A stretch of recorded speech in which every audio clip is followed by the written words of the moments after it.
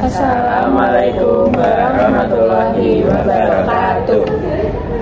Halo semuanya, kembali lagi bersama aku Haidar Ghazali absen 17 sebagai host di podcast Kelompok 6. Hari ini kita bakal bahas salah satu teknologi medis yang lagi banyak diperbincangkan, yaitu stem cell therapy. Untuk itu aku udah bareng 2 orang narasumber yang paham banget soal topik ini. Bisa diperkenalkan?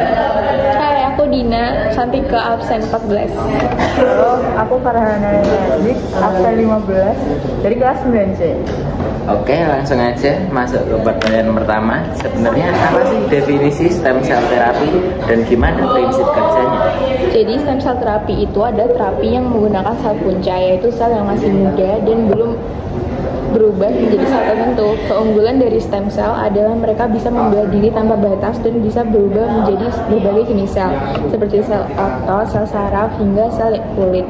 Prinsip kerjanya adalah memanfaatkan kemampuan itu untuk meregenerasi jaringan tubuh yang rusak atau membantu tubuh memperbaiki dirinya sendiri. Jadi mirip kayak kita ngasih suku cadang baru untuk tubuh ya? Iya, bisa dibilang gitu. Oh, kalau gitu apa aja contoh penerapannya dalam dunia medis? Jadi banyak banget ya. Yang udah umum adalah transplantasi sumber tulang untuk pengobatan leukemia. Selain itu, stem cell juga dipakai untuk regenerasi tulang dan sendi, penyembuhan cedera, saraf tulang belakang, penyakit jantung, sampai perawatan kulit. Untuk penyakit seperti Parkinson, diabetes, atau Alzheimer, terapinya masih dalam tahap penelitian. Berarti cakupannya luas banget ya? Betul, potensinya memang besar sih. Oke, lanjut. Apa sih manfaat dari teknologi ini?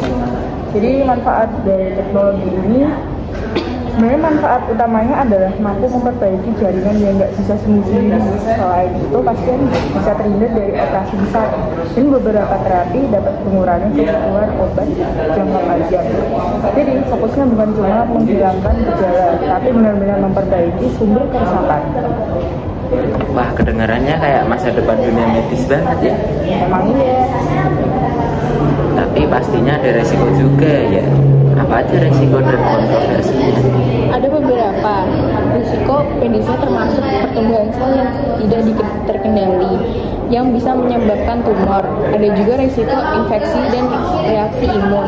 Kontroversinya muncul terutama saat menggunakan embryonic stem cell karena ada isu etika terkait penggunaan embrio. Selain itu, banyak klinik yang menawarkan terapi stem cell ilegal tanpa bukti ilmiah. Jadi itu cukup bahaya. Jadi pasien harus benar-benar hati-hati ya? Betul, harus pilih tempat yang benar-benar terverifikasi. Oh, pertanyaan terakhir nih. Menurut kalian, apa potensi dampak stem cell terapi di masa depan? Kalau risetnya terus maju, maka terapi bisa merevolusi kedokteran regeneratif. Kita mungkin bisa membuat organ baru dari sel pasien sendiri, menyembuhkan cedera saraf yang dulu dianggap permanen, atau mengobati penyakit genetik dengan kombinasi teknologi genetik dan stem cell. Bahkan ada potensi besar dalam perawatan anti-aging. Wah, masa depan kedokteran bakal keren banget ya kalau semua itu terwujud. Sangat mungkin, tinggal menunggu riset dan regulasinya matang. Oh gitu ya. Oke, terima kasih sudah mau datang ke podcast saya. Terima kasih sudah menonton podcast kami, podcast Kelompok 6. Wassalamualaikum warahmatullahi wabarakatuh.